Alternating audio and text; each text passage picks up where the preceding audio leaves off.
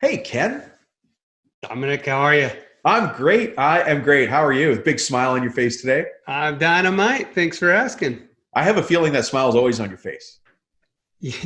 When I went to military school as a child, and when I was there, they called me Smiley. That Oh, was my really? nickname way back when I was 12 years old at military school. So I guess it's been there a long time. Yeah. Well, we'll have to see if maybe one of your old, comrades from military school is listening, and he's going, "Hey, Smiley, how You are you?" never know. Yeah, Yeah. yeah, yeah. So you're in what part of the world? Fort Worth, Texas. Love it, Fort Worth. I'm going to be in Dallas in a couple of weeks, speaking at an industry trade show. Welcome to Texas. Well, as they say, well, I hope it's as nice as Austin. I've been to Austin before. I loved it.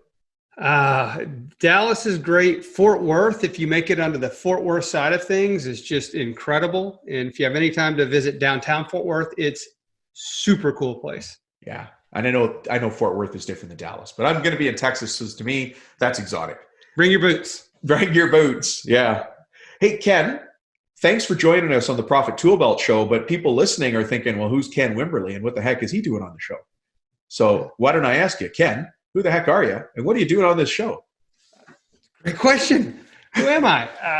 So Ken Wimberly, Fort Worth, Texas, father of three amazing children, husband of a just the my soulmate, the love of my life, and today a bit of a serial entrepreneur. I have a few different businesses, several in the real estate realm, laundromat business, app business. So I've got multiple businesses and investments that we work on. It didn't start that way. I came from really, really humble beginnings, troubled childhood, challenged childhood, alcoholism and drug abuse rampant throughout the family. And I kind of mentioned I ended up going to military school at 12 years old, graduated at 16 from military school, and uh, from there went to college. From there, went to the Navy in the middle of college because we Oh, went to war at Gulf War One. So I enlisted in the Navy, went and served the Navy, lived a couple years in Japan during my tour, wow. and then came back, finished up college at TCU in Fort Worth, and then started my career in the insurance and investment field, which was what I got my degree in from college, was finance real estate, and interned at this insurance investment company, was there for a few years and started to get the entrepreneurial bug. And Oh, yeah. I opened up a pizza restaurant in 2000, I guess, opened up a pizza restaurant Yeah. and made so many mistakes. Oh, I So thought you were going to many, say you made so many deals and no, profits. so Oh, many mistakes. oh no.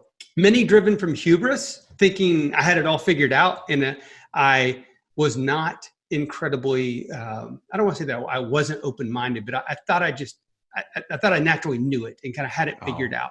And I thought I was going to do it better than the people that owned it wasn't a franchise. It was a family owned pizza kind okay. of shop. They had three locations, and we in essence licensed their recipes and whatnot. And me and my buddy from the Navy actually went and opened it up, and we just thought, oh, we've got this business thing figured out. And oh, what a lesson. What many lessons we learned from that. So we had it open for about 18 months, and we ended up actually filing bankruptcy through the process, Oh, and wow. having to shut it down, filed personal and business bankruptcy. It was a really, really low point in my life.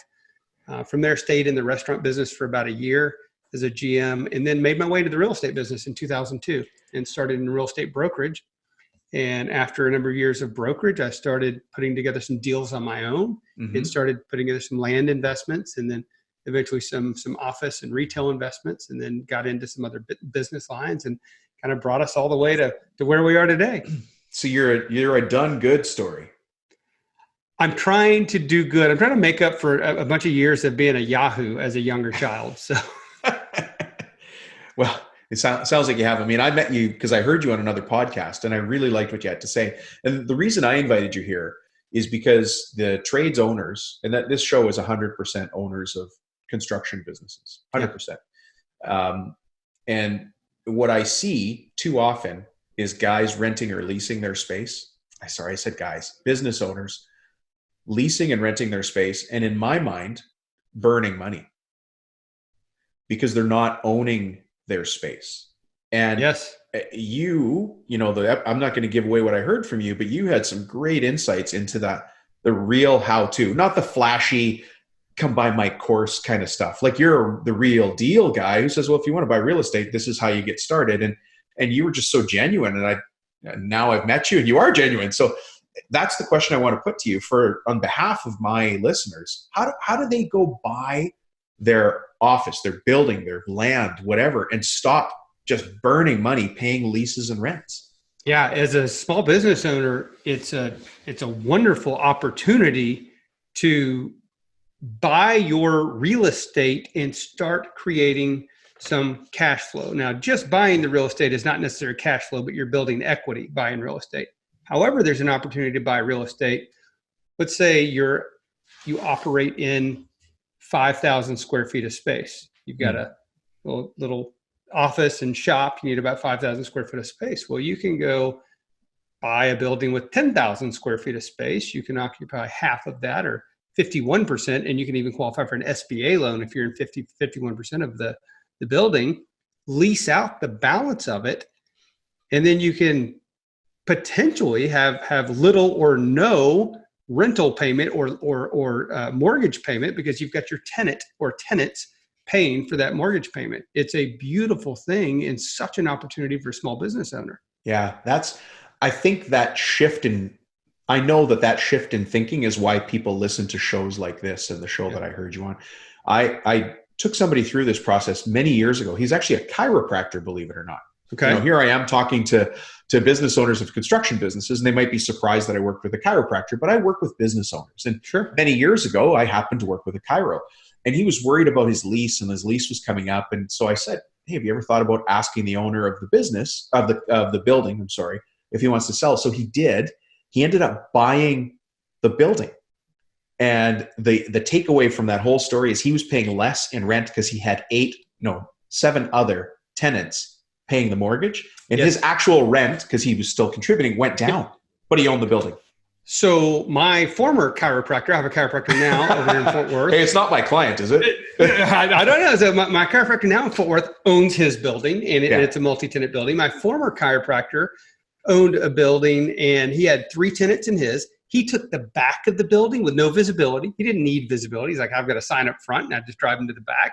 And he put a real estate company and a title company in the front of the building, had pretty much zero rent exposure on his own, because those 2 paid the entire mortgage right there. So they were paying down his mortgage, and he had that building for years, sold it, and he bought it in a developing area. He bought it 15 years ago. Everything around them kept growing and growing and growing and growing. He ended up selling it, making this beautiful profit, and moving on and going and doing some more real estate deals.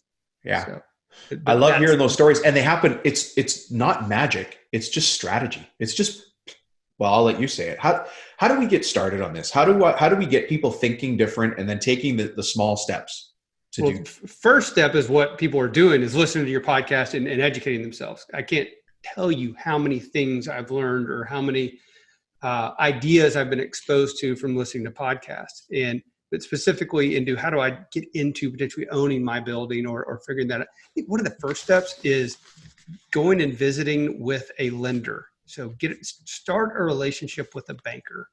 And, how do you do that? Well, start by asking people, hey, who are the people you bank with, and get a warm referral into that. You can certainly just walk into a bank, I guess, and ask for their business banker. You can, but I'd start with the associates. If we're business owners, guarantee you we know other business owners that have banking relationships, and really start with 2 or 3 banking relationships and go just sit down, talk to them about your business and how you operate, what you do, what your revenue is like, what your P&L kind of looks like. Visit with the banker and say, hey, what would it take? What kind of programs are out there for me?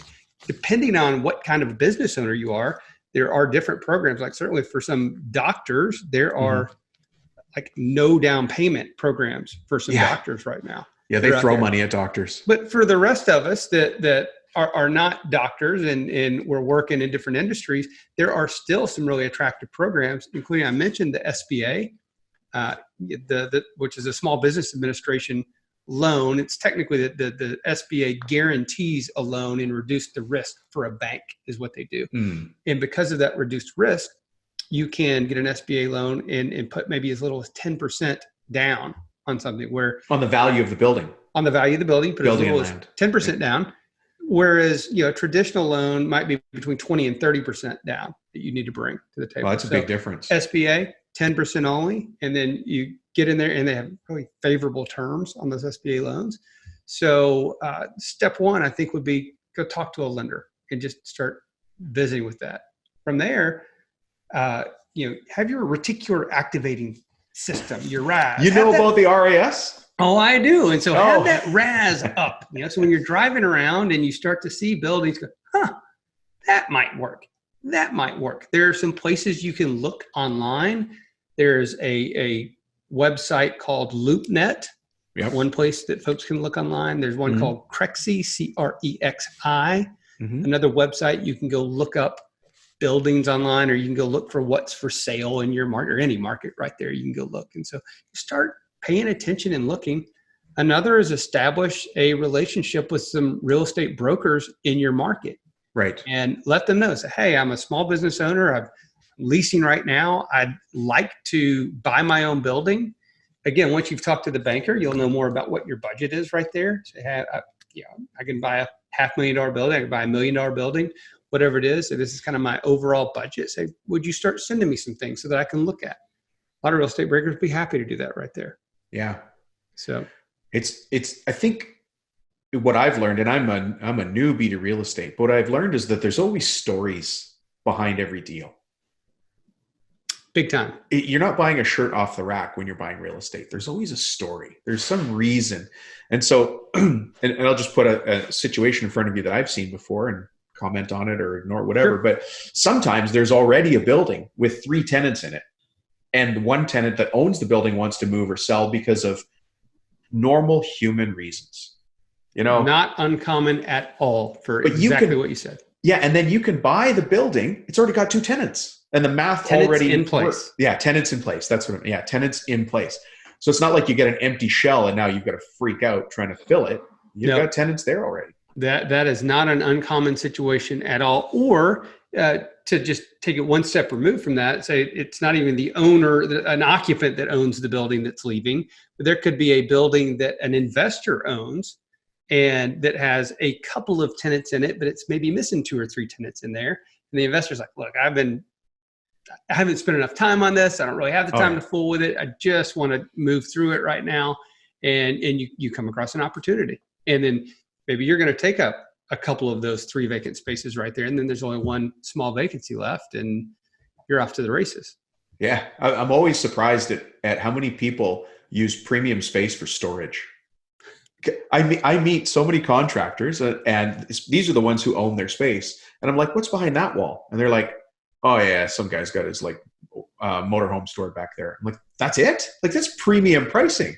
Yeah. But somebody finds, that's just all they need. They motorhome, a couple of motorcycles. They go there to play cigar with their buddy or play poker and smoke cigars with their buddies. That's it. But they're willing to spend the money on that. So those situations are different everywhere.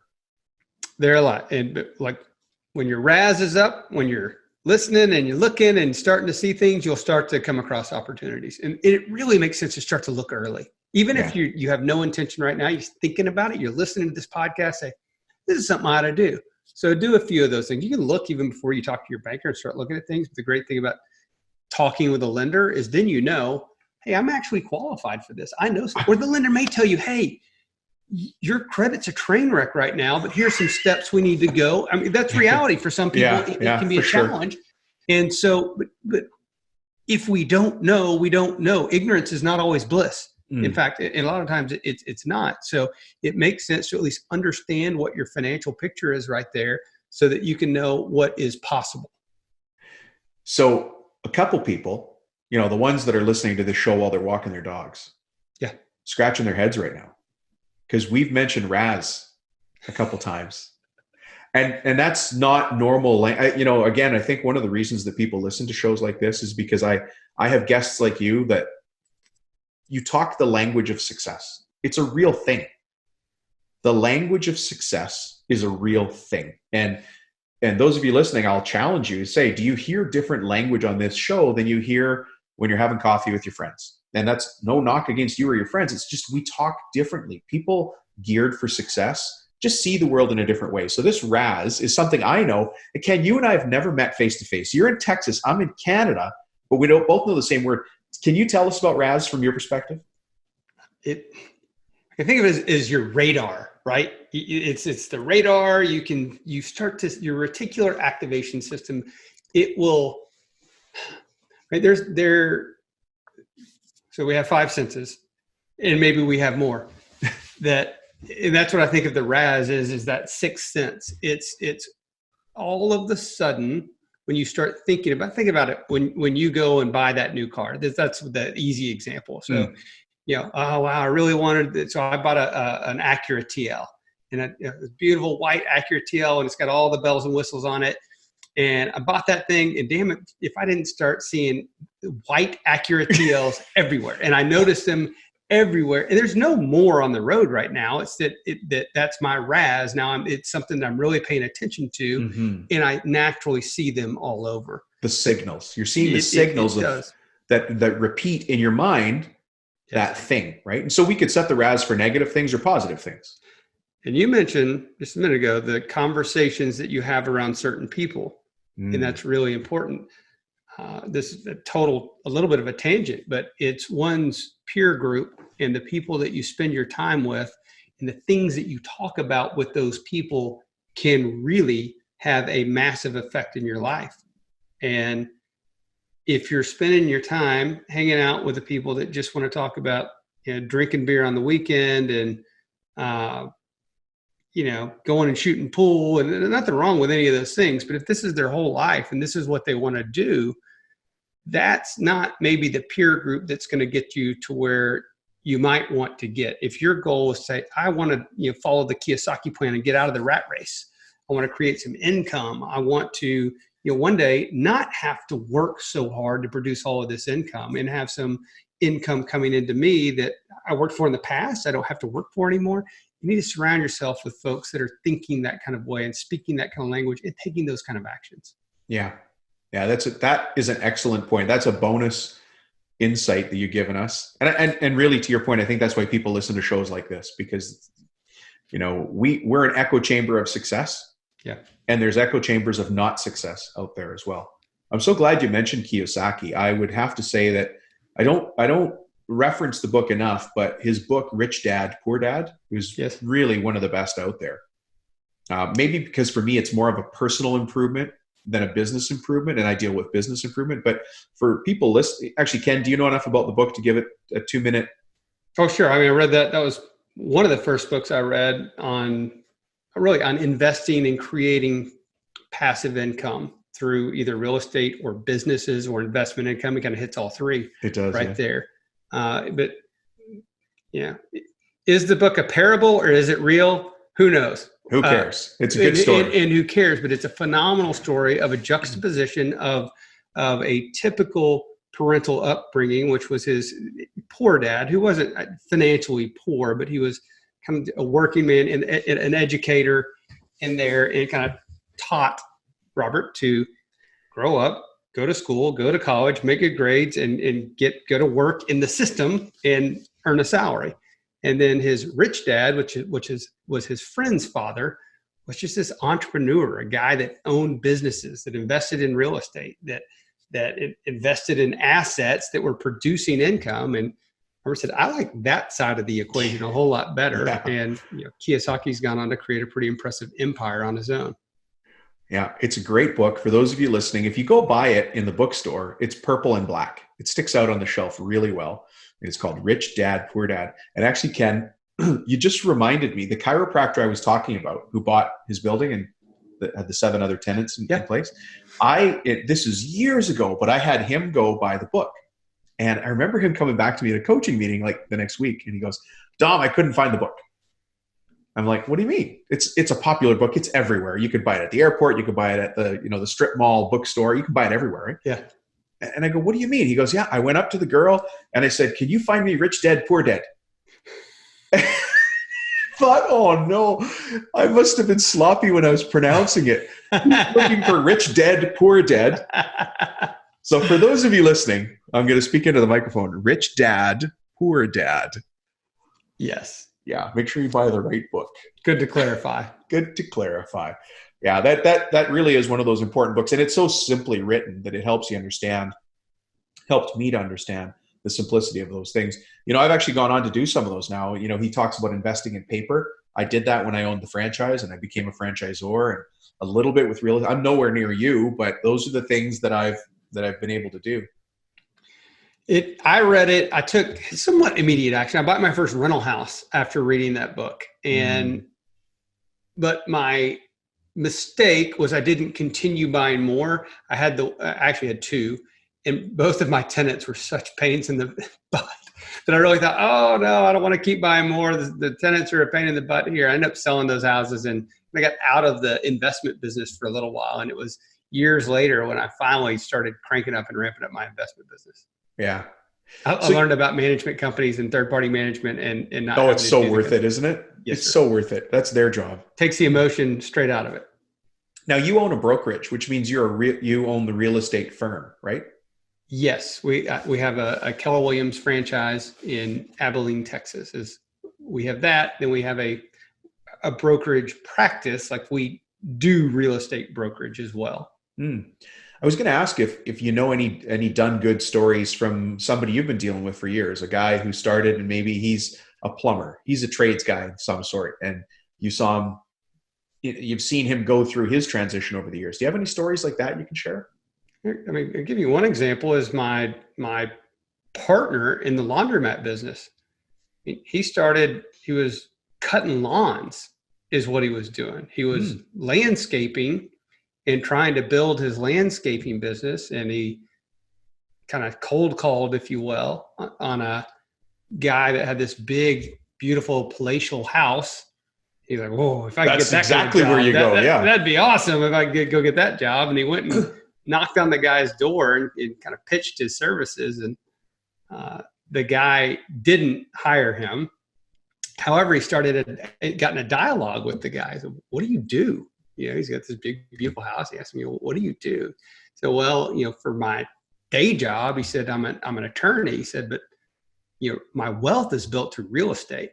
Absolutely. And that guy became his mentor and helped him he didn't hire him as a landscaper, but he did become his mentor and helped him to go buy his first piece of property. And that guy now owns dozens of properties. I met him. I helped him to sell one of his properties. I met him at a conference years ago and ended up listing one of his properties, selling it for him. Then we did another one. Then he and I become friends and running buddies. And now he's my partner in real estate deals and in the laundromat. But his journey started from one deal, but from having a mentor, someone to kind of take him under his wings and say, here's how I did it. Here's some things to be careful of. Here's things to look for. Hanging out with the right people. 100%. And that's a challenge for somebody out there who knows that they might want to change their hanging out group I'm not talking about changing friends. It's just where you're getting your, the language in your mind. It's a tough place to start, is where to go and who to start hanging out with. But again, if you have your RAS up, if you're looking for that, you'll find it. In almost every town, there are real estate meetups and groups, investor groups that get together. And you might find that some are a great fit, some maybe are not a fit. But the more you start going and attending and networking with, the more opportunity you'll have. Yeah. I met one of my best clients. I went to a just commercial real estate happy hour network, a breakfast function right there. Happy hour breakfast? Man, you live in the right town. Yeah, breakfast function. There's a guy by the coffee machine. We're both getting coffee together, and we somehow struck up a conversation talking about Teslas. I don't know how we got on Tesla, but I'm an Elon Musk fan. And he's like, well, I'm in this Tesla facility. I'm like, no kidding. And so we start talking, and I later, sold a couple of deals for this guy, worked with him, helped him buy a few deals. He was a real estate investor as well. So helped him buy a few deals, and he's become just a dear, dear friend of mine. It just comes from going to conferences and talking to people. Yeah, just getting out there. I just spoke at a conference yesterday, and I was talking to some of the people in the crowd. Now, this was a solar industry conference. Now, you had to be a dealer, like a solar industry dealer, to be in there. But they're typically electricians and roofers. And talking to the crowd, it's the same for every conference. If you write a list of reasons not to go to these events, the list is huge.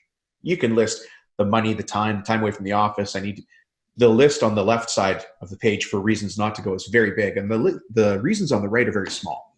It's just 1 or 2 lines. But the value in the reasons to go outstrips everything. As long as you go talk to people. If you don't talk to anybody, you're not going to get what you need. But yeah, if you don't put something into it, you're right. If you don't put something into it and make some effort, then you may as well save your money. But if you go and just make a little bit of effort, and say hello to a few people and see what comes out of that, it's great. And I'm an introvert. Naturally, I am a natural introvert. I do not like going to things and meeting new people. Yet every time I do, something good comes out of it. So I force myself to go do it and to say hello and meet people. Now, my wife is an extrovert, so it's perfect when I can go with her. She's like, "Oh, have you met this person? Have you met this person? Does this person?" Like, she's walking you through the room. Yeah. Yes. Yeah. Well, it makes sense. I mean, I think when going to those events, whichever event it is in your local city or town, the value certainly is in the agenda and who the speakers are and where the location is. But the real value is you're going to take the escalator with somebody up to the conference room, strike up a conversation, and you literally will hear that one thing that changes your next day, your next week, your next 10 years, your life. It's kind of amazing that it's out there. Now, you mentioned Meetup, Ken, and a lot of people don't know what that is. And so I'm going to preface this. I'm going to put a little advance. This is not a dating website. It's called meetup.com. And I've got a story about meetup.com as well, but we could save that for later or never. But meetup.com. So meetup.com. And if anybody goes online and looks up meetup.com, then you type in your city, I think, or your state or province. And then it lists upcoming events that are on there, and you can just go and join them. There you go. See, I've never been to that website, yet I know they exist. And and I know that, well, we had mentioned Bigger Pockets before, and I think Brandon does meetups for their little groups, and they'll go and do local town or city meetups, get-togethers with people that are interested in investing in this type of asset or that type of asset. So they exist, whether or not they're on the Meetup website or not. They're a Google search for investment clubs or investment groups, that kind of thing will probably yield some good results. Actually, to add to that, they might still exist, but Robert Kiyosaki, the author of Rich Dad, Poor Dad, not Rich Dad, Poor Dad. Yeah. They used to have game nights because he invented that board game. I don't know if you've ever heard the cash flow game. Yeah. Yeah. Cash flow game. Yep. Yeah. And so there used to be meetups that would just play the game. It's actually a really cool game too, by the way. It's a great game. I've got the electronic version and the board version at my house. Oh, I didn't know there was an I only have the old board version. When I say the electronic, you can get it on your iPad or iPhone. Oh, I thought you meant like Operation where you have you can get it on your, like my son and I used to, who's now 16, we would play all the time. And I think it taught him a lot about, oh, hey, I can get income from doing these things. And it was really a well thought out game. Yeah. So a big takeaway for our listeners out there is that there's lots of ways that Ken and I are sharing here to get that language of success around you, and things that perhaps you've never thought of before, like finding a meetup group that plays this crazy board game that's just based on success principles for how you can buy real estate and invest in. Didn't you say you own a laundromat? I do. You own a laundromat, you own real estate brokerages, you're a realtor as well, and you're a real estate investor, and and we have an app. So we've got all of the above. Yes. You span the generations. Yes, sir. Well, this has been fantastic. I really appreciate it. I think you've inspired a lot of people for, just taking the first steps to go. And it's pretty simple. I wrote them down. Start a relationship with a lender. Ask them what it would take. Look online for real estate opportunities and get to know brokers. Those are the first steps. I mean, honestly, those first steps right there, and you'll start looking at properties and seeing deals and learning. And so another relationship to put in place is that, golly, I've developed one right now. It's been incredible, is with a good property inspector that can help you to really look and see any hair on a deal, any issues that you might want to avoid. Yeah. I think the inspector is such a critical part, because you need that third party who understands all the aspects of building. So many of my listeners are in the different construction trades that have to do with the buildings they're looking at. Yeah. And so they're already going to understand siding or how water egress and ingress works, or slope Yep. pitch and sunken driveways. There's somebody listening, I'm sure, who does slab jacking who's going to go, well, I know how to fix that. Yeah. And this property is undervalued because of a sunken foundation problem. Well, yeah. So you bring up a great point. So if you're a trade that already understands, that's what I mean. Fix this kind of stuff. And I could fix it for X. For me, I might look at that and go, I don't know how to fix that. That's an issue. That is an expense for me, and it's an unknown expense, which is even worse. But for someone that understands it right there. So my property inspector, I love him because he comes and he'll tell me, he'll look at it and say, this will cost this will cost that, this will cost this, and he'll cost it out for me. Yeah. And so we can go, he'll help me to find or help me to evaluate opportunities that I'm looking at. He said, Ken, this thing's undervalued because we can fix this foundation, because that's not a big deal. It's a cosmetic issue. We can fix it. It just looks bad. That kind of, it just looks bad. But if you're a trade that knows how to do that, that's in your skill set, how ideal you can find some undervalued opportunities, because for a lot of the world they're thinking, man, that's a real problem. And for a lot of owners, they just don't want to spend the money fixing it. They just want to sell it, be done with it. They don't want to have to put more capital in to try to sell. Yeah, or they're at the end of they're chasing bad, they're putting good money after bad. They've already fixed 10 things, and the 11th thing is the straw that breaks their back. It's affecting their life. Time to sell this. There's such human reasons behind it. Every time. Every time.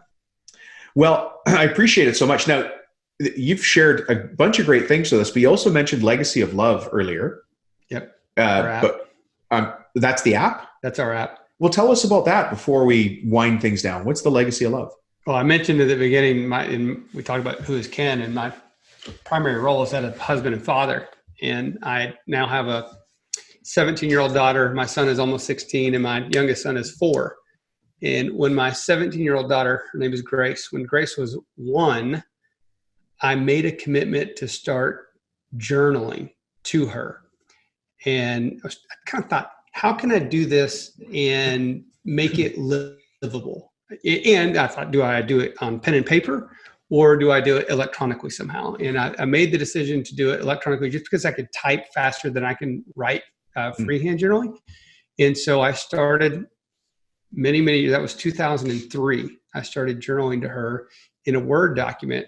And I started each entry with the date, the time, her age, and my age, so that later in life she could read over those entries with the context of where we were in our life. And I made a commitment to just once a month. I said, I can commit 30 minutes once a month to sit down and save some memories, write down what's happening in her life and in my life. I started doing that for Knox, who's now almost 16. When he was in the womb, I made his first entry. And then with Kai, the same thing, when he was in the womb. And eventually, as I started doing this with Grace and then Knox, I figured out you could put pictures and whatnot into these Word documents. And over the years, I've told hundreds and hundreds of dads and moms about what I've been doing, many of whom have started doing it on their own. Like, that's such a brilliant idea. I'm going to start doing that on my own. And as the years went on, more and more people were like, Ken, you need to create something around that. You need to create something. I just kept waiting for something to be created, and it wasn't. And then I started getting anxiety over someone's going to create this, and I've got this great idea. So I actually, the straw that broke the camel's back, I had an opportunity to meet Jeff Hoffman. Jeff was the founder of Priceline.com and a number of That's where I know his name. Yeah. He's this phenomenal, visionary, philanthropist guy. He's such an incredible soul. And I pitched the idea to Jeff. I said, hey, what do you think about this? I've been doing it for years. I'm thinking about creating an app or a program. And Jeff had said, look, I think that's actually a really good idea, and you should go take action on it. So I did. And we've created a cross-platform app that can be done on your computer, on your phone, on your tablet, whatever kind of device you're using. And it's a place to capture moments, memories, lessons, photo, video, voice notes. Think about when your little ones leave you the sweetest little messages. Yeah. So we've got a place to capture all of those, and it will create a digital timeline of your child's life as you've entered these entries, and show, hey, you were doing this at 2 years old, this at 4, this, it's a beautiful digital timeline of the entries and the milestones of your child's life. So that's been my passion project. I've been working on it for a couple of years. We're actually completely redeveloping. I'm not a tech guy. I've got a passion. I do this. I'm not a coder myself. We built the initial version, and then I realized, our development team built it on some old technology. So we've actually rebuilt the entire app. We're going into beta right now. Yeah. And it's awesome. I'm so excited. It's so cool. And we've got like 1,100 subscribers already, and the feedback we get is incredible. And that's the name of it? $1 million. Our goal is $1 million this year. So we're about to really start scaling this up. But it's my way to make a little dent in the world and getting this out to people. So for anyone that's interested, check us out, legacyoflove.app, A-P-P, legacyoflove.app. It's, you'll be able to download the app again here, hopefully in about 2 weeks. But if anyone goes there and they want to get on the beta test, you can just fill out your info and we'll send you the beta app. You can test it out. This episode won't even go live for probably the next 2 weeks. Okay. Well, so anybody listening, give it a try. Try to type it in. That sounds so cool. Yeah, it's my life's really passion, and I'm working so much in my strength zone on this project. Yeah. So complete coincidence. As I was preparing for our call today, I'm getting my files ready and doing my research and stuff. I found this folder that's a PowerPoint. And I love PowerPoints because I do lots of presenting and stuff, but my son's name is Joseph. We call him JJ, and it's JJ's Fruity Fish. And I'm like, I remember that. So my son was so little, and we caught perch off the dock at this summer place we go. And he named all his fish that he caught. Like this one was blueberry, this one's peach and lemon and lime. He's 11 now, so this is not cool. But he was, 6. It's cute. And so cute. I wasn't doing what you were doing, but scanning through those pictures. Oh man, that melted Dad's heart right there.